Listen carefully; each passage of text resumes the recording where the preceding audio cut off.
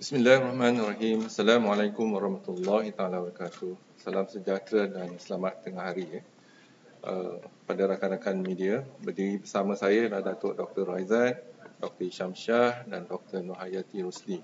Dan saya mulakan.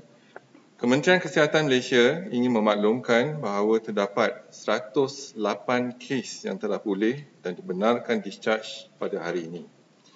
Ini menjadikan jumlah kumulatif kes yang telah pulih sepenuhnya daripada jangkitan COVID-19 dan telah discharge daripada ward adalah sebanyak 645 kes, iaitu bersamaan dengan 22.2% daripada jumlah keseluruhan kes. Sehingga 1 April 2020 jam 12 tengah hari, terdapat 142 kes baru yang telah dilaporkan. Ini menjadikan jumlah kes positif COVID di Malaysia adalah sebanyak 2,908 kes. Sehingga kini seramai 102 kes positif COVID-19 sedang dirawat di unit rawatan rapi.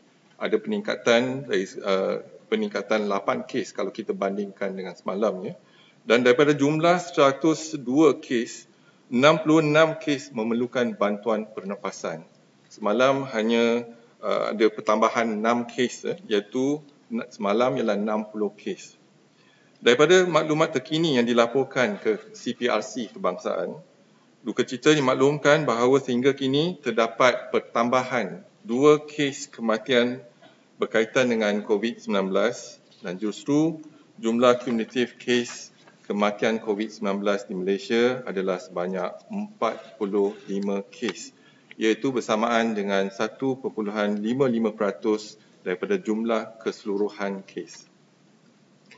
Kes kematian ke-44 iaitu kes ke-193 merupakan perempuan warga negara Malaysia berumur 80 tahun dan mempunyai latar belakang penyakit kencing manis, darah tinggi dan juga penyakit jantung. Beliau mempunyai sejarah kontak rapat dengan kes positif COVID-19 iaitu kes 115.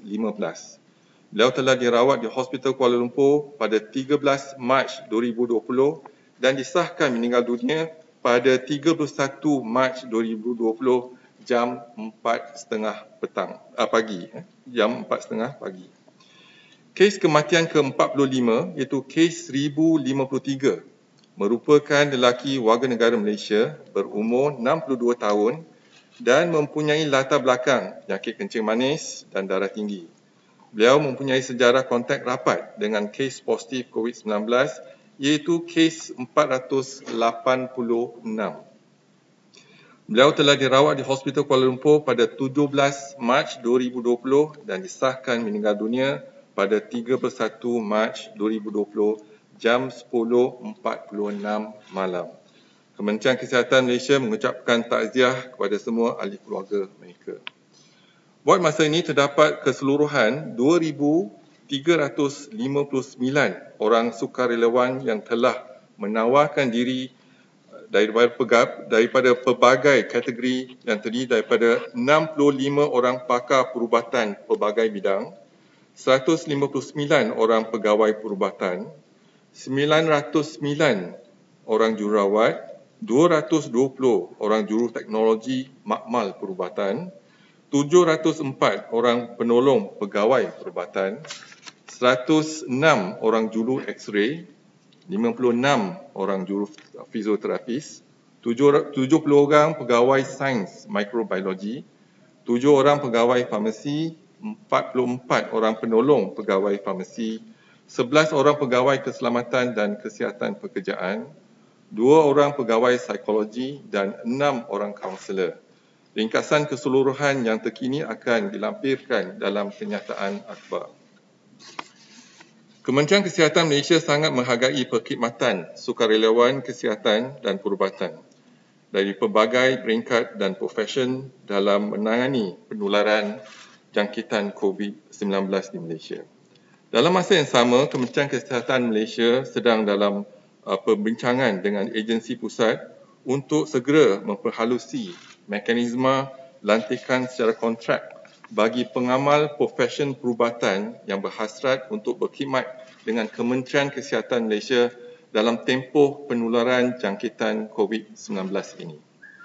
Kementerian Kesihatan Malaysia sangat mengalu-alukan lebih ramai sukarelawan dan mereka yang ingin berkhidmat dengan Kementerian Kesihatan Malaysia untuk tampil menyertai pasukan bantuan kesihatan dan perubatan COVID-19 dengan mengisi borang pendaftaran anggota sukarelawan pasukan bantuan kesihatan dan perubatan COVID-19 seperti akan dilampirkan bersama di klinik dan juga di hospital-hospital Kementerian Kesihatan Malaysia.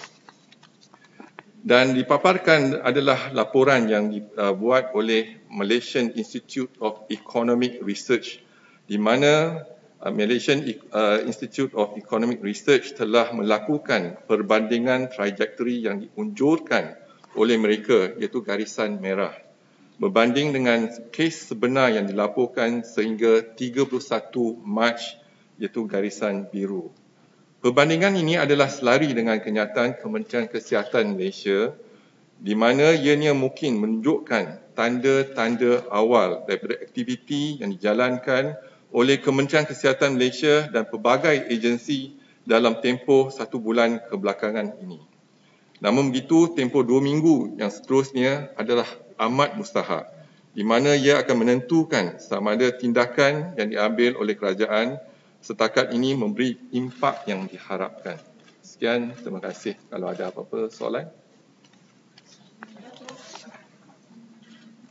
Boleh elaborate sikit pasal yang kontrak pada yang ini bagi pengamal profesion perubatan. Kontrak kita ialah tempoh untuk 6 bulan kepada mereka pakar-pakar perubatan di pihak swasta yang ingin memberi bantuan ataupun berkhidmat di Kementerian Kesihatan dipersilakan untuk mengambil jawatan tersebut untuk pegawai perubatan, jururawat dan sebagainya macam saya katakan tadi. Datuk, daripada statistik positif COVID, ada tak KKM mempunyai statistik berkaitan dengan warga asing yang positif virus? Kita ada statistik tapi saya tak ada kat sekarang ni, tapi tak ramai yang positif. Kalau warga asing, kalau gelombang pertama kita lihat ada 22 pesakit. Jadi kalau 22 pesakit tu ialah 16 adalah warga negara asing. Jadi gelombang kedua ada juga warga negara Indonesia dan sebagainya.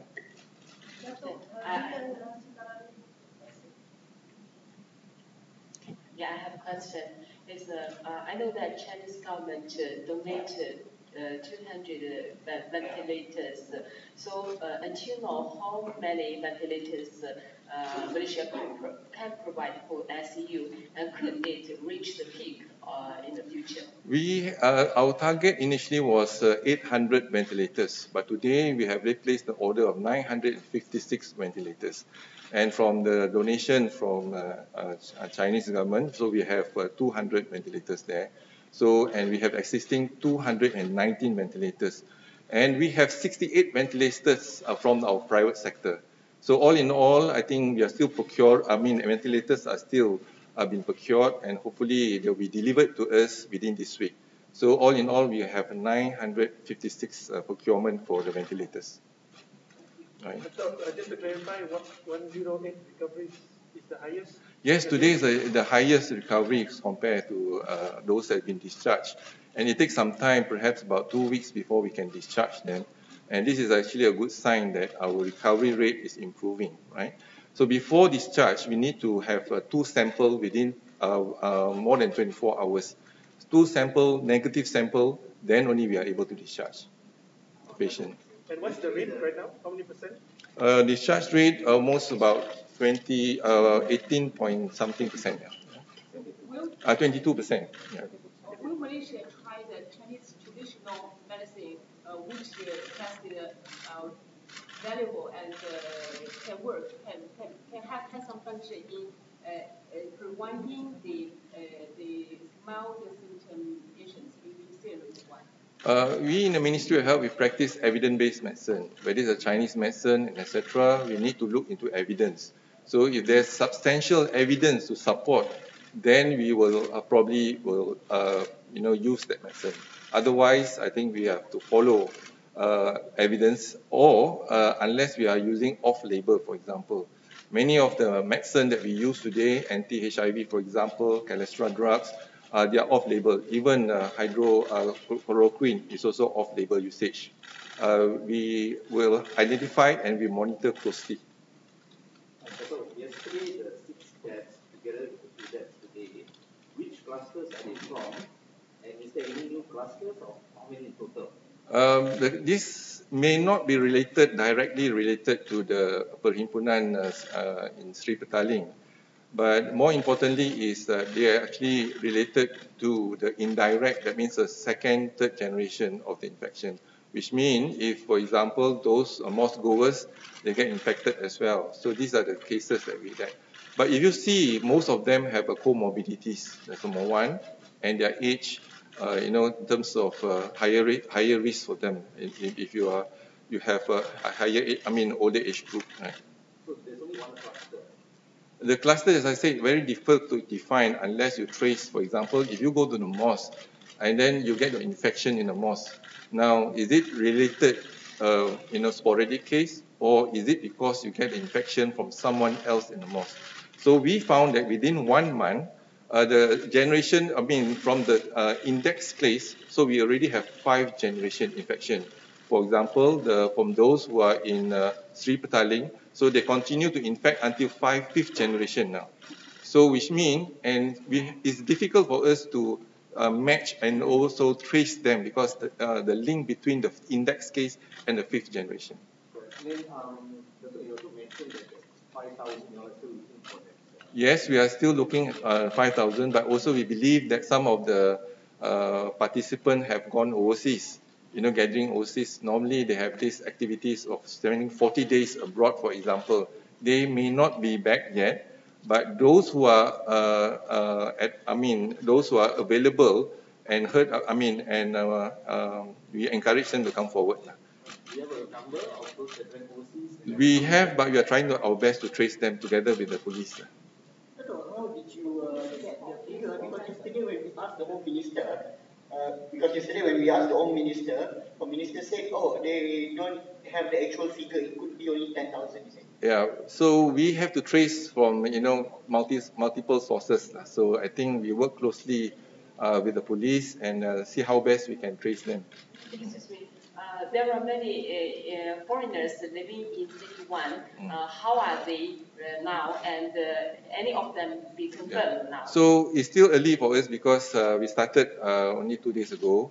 But nonetheless, we know that the index case attended the gathering in Sri Petaling and have infected at least 12 people.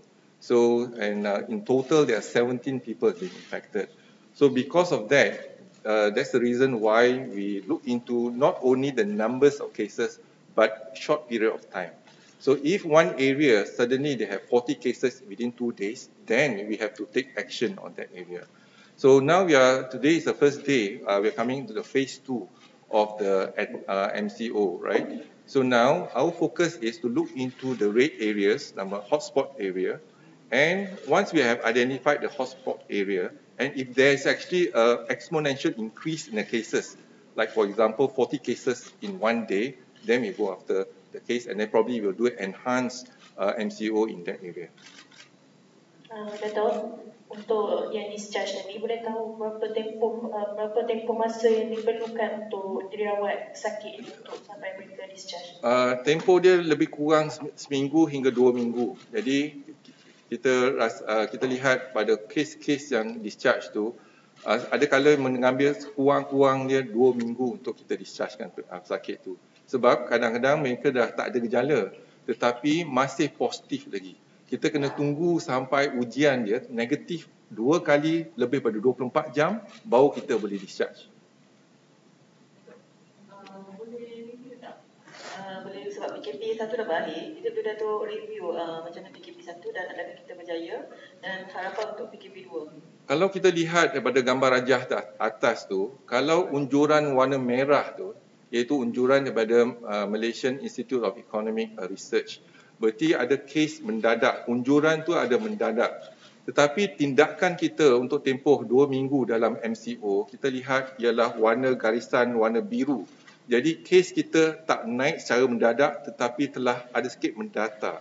Jadi nampak daripada graf ni, ada kejayaan ataupun tanda-tanda awal kita berjaya dalam tindakan kita untuk melaksanakan MCO. Jadi kita harap dalam fasa kedua kita dapat mempertingkatkan strategi dan aktiviti-aktiviti kita, terutama dia di hotspot yang telah dikenal pasti. Dan kalau ada kes mendadak di hotspot tersebut, kita akan melaksanakan enhanced MCO di kawasan tersebut. Dalam enhanced MCO, kita akan saring semua orang di kawasan tersebut dan kita akan kenal pasti, kenal dan kita akan uji, kita akan kenal pasti dan kita akan asingkan dan bagi rawatan pada mereka. Dato', former Health Minister Dr. Zul asked that MOH share clinical data with states. What do you think of this request? So I think what is important is that we welcome all parties working together as one with Ministry of Health. More so in crisis that brought us all, the whole nation coming together. For the first time in history, I think we have implemented Act 342. And we embrace every sector is a health sector. Today we see it in reality, how every sector, every ministry, everyone comes together for a common cause. And we will love to share some of the information, but we realize that some information, for example, the clinical data and all that, and we need to look into what aspect of the data that we can share. So like public health data, there's not much an issue, but when personal data, in terms of your history, that may have some issue. But currently, Ministry of Health and MKN, Ministry of MCMC, as well as Ministry of Science, Technology and Innovation, we are working hard to provide a central committee with pertinent data for us to come up with software that is actually, we are able to use the software to predict and even to locate some of our cases in certain areas. So this helped us, for example, we know in Simpang Renggam, there is a spike of cases there. We know in Sungai Lui, there's a spike of cases there. So it helps us to take fast action in hotspots area. As the numbers increase in red zones and hot areas, Yeah, the numbers, yes, we publish the numbers. So every one of us can actually refer to the map. And once you refer to the map in the hotspot area, we are zooming into the district now. So at least you can identify the district. But more importantly is that when we look into the two areas, for example, in Kluang, initially was reported about 80 cases. Now, jumlah case positif di Kluang ialah 111 case. So because of the active case detection, we trace, we test, and then we isolate and we treat. And Bandar Baru Ibrahim Majid, 88 cases. And then Bandar Baru Ibrahim Majid, bukan Bandar Baru Ibrahim Majid, 23 cases. So, and Ulu Langat, for jumlah kes positif Ulu Langat ialah 277 kes sehingga 9 malam 31 Mac 2020. So we can see that there's 277 cases. Initially was very low, but when we have active case finding, we managed to detect them, test them, isolate them, straight away we treat them. So this is what we do in a blended approach. That means we are still doing the containment while we continue to do the mitigation of using the MCO. So this is an enhanced MCO together with acute case detection and to isolation. When we find a positive case, then we will isolate them. Dato', how many Malaysians have you traced who went to the tabligh in New Delhi? We are trying to find the information.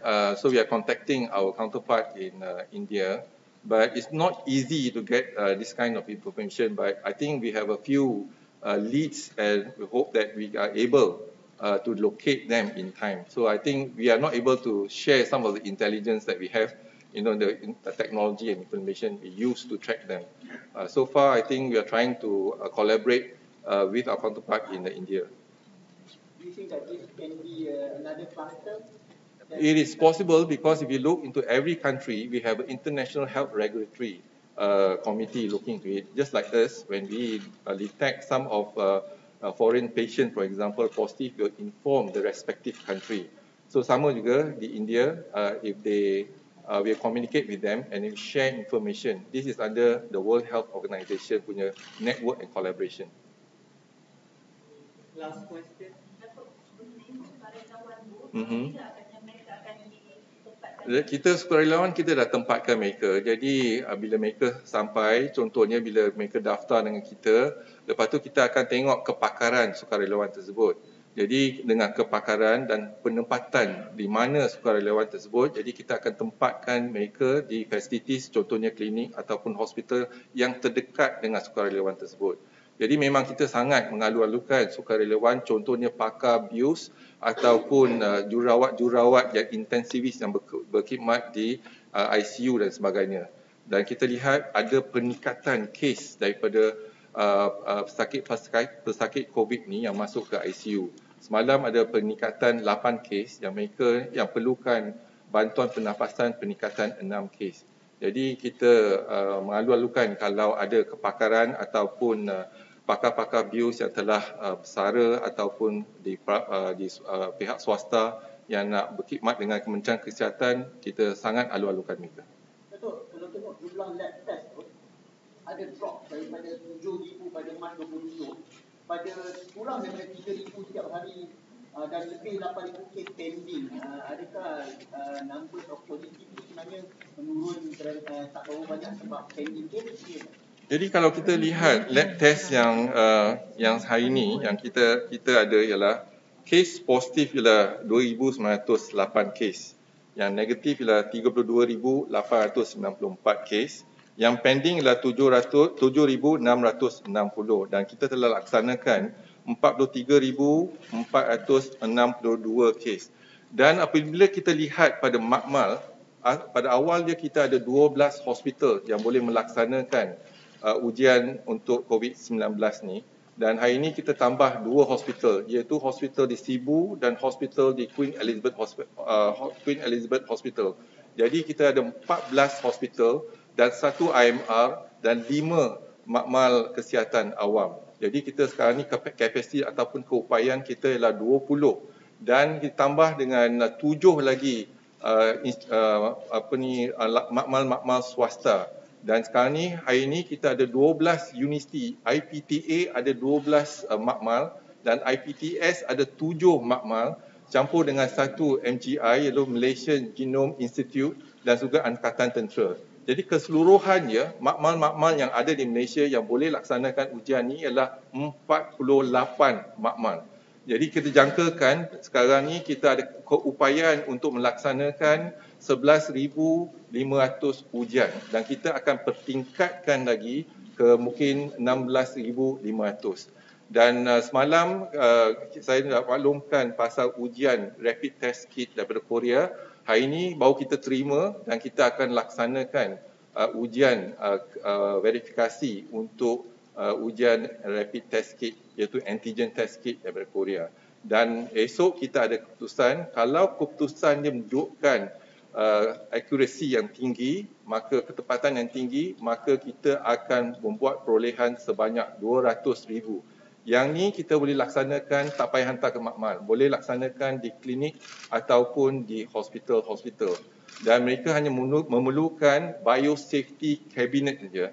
Dan klinik-klinik kita ialah 444 klinik dapat melaksanakan ujian swab, dan sekarang ni kalau kita ada biosafety cabinet dan menggunakan test kit yang kita guna daripada Korea, iaitu antigen measuring, antigen testing, kita mungkin akan tempatkan dan dapatkan ujian iaitu di klinik tersebut. Jadi mungkin kita akan percepatkan lagi keputusan ujian tersebut dengan menggunakan Korean antigen test kit ini. Jadi kita harap mungkin dalam sehari dua lagi kita akan dapat melaksanakan. Last question. Mengenai pusat-pusat kuarantin, setakat ini how many in total sudah identify and where are these places? Kita dalam pusat-pusat kuarantin ada di seluruh negara Malaysia lah. Jadi setiap negeri ada pusat-pusat kuarantin dan kita telah kenal pasti lebih pada 334 pusat kuarantin. Dan hari ini pun dah ramai yang mereka yang telah kenal pasti sebagai negatif tetapi ada kontak positif. Jadi kita dah tempatkan mereka di pusat-pusat kuarantin. Lebih kurang 4,000 lebih sekarang ni. Tempatnya ada banyak tempat je yang mungkin kita akan maklumkan nantilah tempat-tempat tersebut. Kita menggunakan institut latihan awam dan juga satu lagi institut latihan Kementerian Kesihatan Malaysia.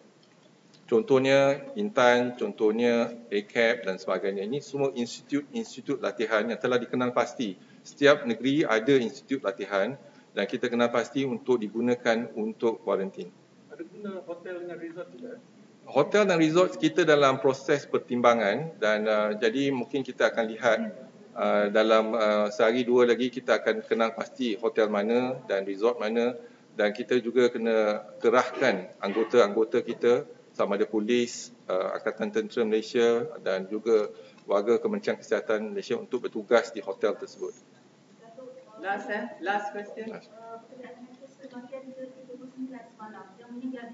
Ya. Jadi dia meninggal di rumah. Jadi bila kita datang kita tak dapat keizinan untuk melaksanakan postmortem. Jadi bila bawa ke hospital, kita laksanakan swab dan swab tu positif untuk COVID-19. Lepas tu kita akan melaksanakan contact tracing untuk keluarga tersebut dan kita test semua satu keluarga. Kes tu baru balik pada Arab Saudi. Datuk, adakah KKM akan menasihatkan government untuk membenarkan balik kampung untuk rakyat? Jadi masih selalu awal untuk kita menjangkakan sama ada COVID-19 ni dapat dikawal dengan sebaik mungkin. Tetapi kalau kita nampak graf sekarang ni ada tanda-tanda awal dia dapat dikawal. Jadi bagi tempoh kita selama 2 minggu. Tetapi apa yang penting setiap daripada kita kena memperketatkan amalan kita lah. Contohnya duduk di rumah, basuh tangan dan juga jarakan yang selamat. Jadi kalau kita boleh laksanakan, semua kita boleh laksanakan, insya-Allah kita lihat kita boleh mengubah trend ataupun kejayaan ini. Apa yang penting, saya rasa pasti ramai yang terkesan dengan COVID-19 ni. Tetapi apa yang pastinya kita perlu mengubah tingkah laku kita. Antaranya basuh tangan, dan kita bila jumpa sekarang ni kita tak salam ataupun lain jauh lagi kita nak bercium. Jadi itulah amalan kita sekarang ni. Dan kerap basuh tangan dan juga kita jarakkan sekurang-kurang 1 meter apabila kita berjumpa dengan rakan-rakan kita dan sebagainya. Thank you. Jadi kalau lihat graf yang ni ke atas, graf ini warna merah ialah unjuran daripada Malaysian Institute Economic or Research yang warna merah. Yang biru ialah kes sebenar yang telah kita rakamkan, warna biru ya. Jadi kes nampak warna biru semakin mendata, melandaikan curve tu. Jadi kita flatten the curve. So kita harap dalam tempoh 2 minggu lagi kita lagi boleh melandaikan curve yang diunjurkan.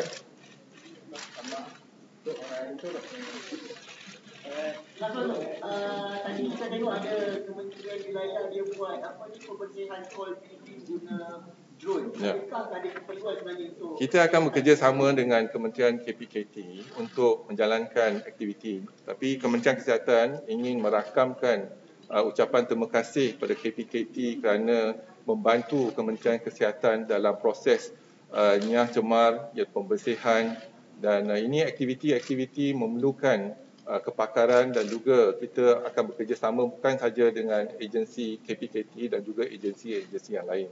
Dan juga masa inilah kita kena gunakan idea-idea yang inovatif untuk bagaimana kita nak laksanakan amalan-amalan kita. Jadi mungkin ini satu ada idea yang dapat kita ketengahkan. Dan juga contohnya amalan kita setiap tahun. Contohnya ditimbulkan semalam ialah Bazar Ramadan. Jadi mungkin kita ada guiding principle di Kementerian Kesihatan yang kita kena patuh. Tapi bagaimana kita boleh daftarkan ataupun rakamkan idea-idea yang baru. Contohnya boleh tak kita laksanakan e-Bazar Ramadan ataupun online Bazar Ramadan ataupun drive-thru Bazar Ramadan. Jadi yang pastinya kita elakkan daripada perhimpunan yang ramai dan juga jarakkan antara social distancing dan sebagainya. Jadi kita terbuka pada idea-idea yang terkini ataupun yang dikemukakan kepada kementerian. Kementerian akan melihat garis panduan Kementerian Kesihatan sebelum kita boleh meluluskan ataupun terima pakai idea-idea yang baru ini. Okey, terima kasih.